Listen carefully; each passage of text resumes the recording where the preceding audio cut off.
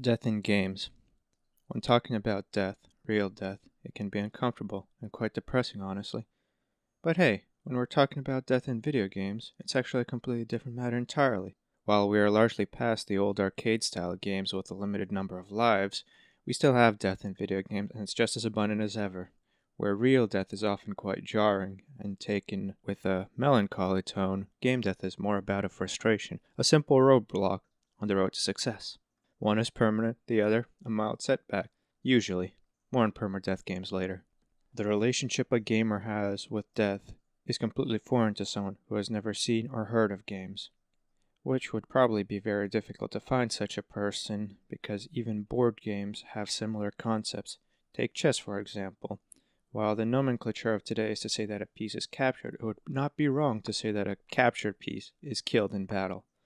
Once a piece is taken, it is no longer in play, and the only way for a piece to come back to life is if a move is taken back, which may happen when someone is teaching chess and the student makes a blunder.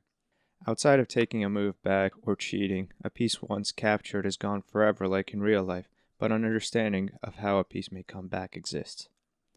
The idea of resurrection has also existed for some time.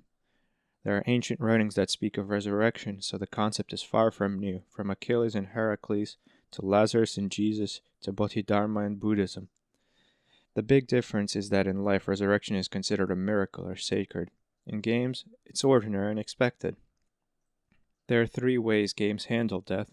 The first is that you die and must return to a previous save file, essentially taking back your last move, like in chess, to the time when the piece was not captured. The second way is the old way of counting lives. When you start these kind of games, you have a limited number of lives. Death means you go back to the start of the same level or area and repeat until the life counter goes to 0, where you have to start the game all over, or from a specific save point. Sometimes instead of putting you back to the start of the level, a game puts you back in the last location where you were still alive. The third method games use to handle death is to respawn you on the spot, or at a respawn point, with time still moving forward. Modern games have generally done away with the antiquated life counter, and so we generally only have to deal with methods 1 and 3. But it can all be boiled down to go back in time before you died and pretend you never did die, or keep going forward with time and casually perform the miracle of resurrection. Unsurprisingly, moving forward with time is what has to be done in multiplayer games because it simply isn't possible to go back in time for one person if everybody else has to keep moving forward in time. On the flip side, many single-player games or co-op games can opt for going back in time upon death. Many games allow for such casual use of resurrection in order to maintain fun and be able to make the game harder. Games are a unique medium where a person's skill determines how far a player will get in a game. A book or film will never block you and say, "Until you defeat Mega Giga Balls Super Z and obtain the MacGuffin, we cannot let you continue."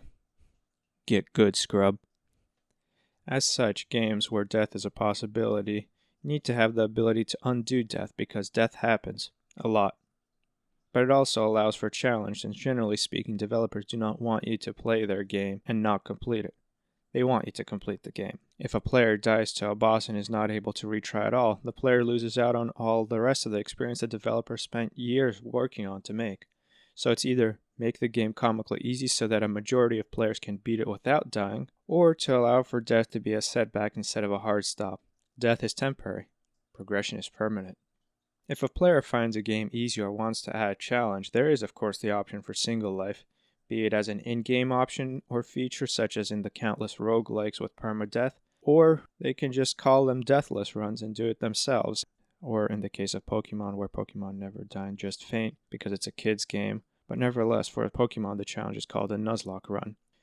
These challenges instantly cause a player to play significantly more cautious with less exploration and experimentation because the permadeath actions have real consequences that can often erase hours of playtime.